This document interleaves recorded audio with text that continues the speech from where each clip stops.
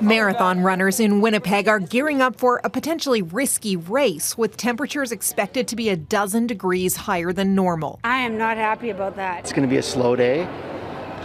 Just going to have to pace myself out. Whether it's 36 or 10 degrees, I'm going to run anyways. I was told there was one guy giving out beers, so I'll probably skip that one.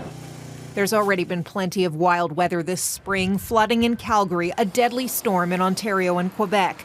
We're nearing the one-year anniversary of the heat dome in British Columbia, which killed 619 people. I think we've learned that access to cool and clean indoor air has to be a human right.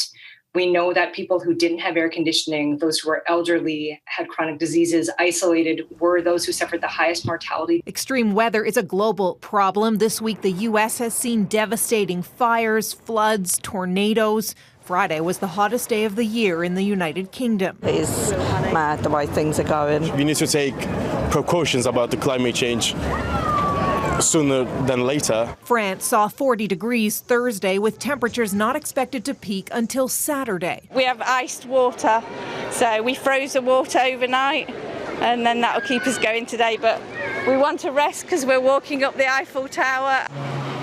Wildfires in Spain, 80 centimeters of rain in China.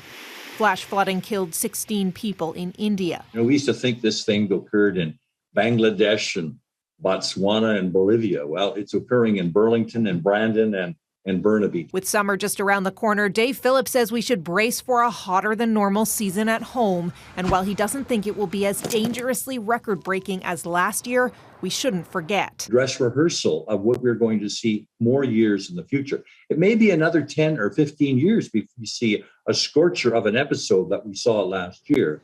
But it won't be the last one. More AC, only burning more fossil fuels. Phillips calls it an ugly circuit. Abigail Bimman, Global News, Ottawa.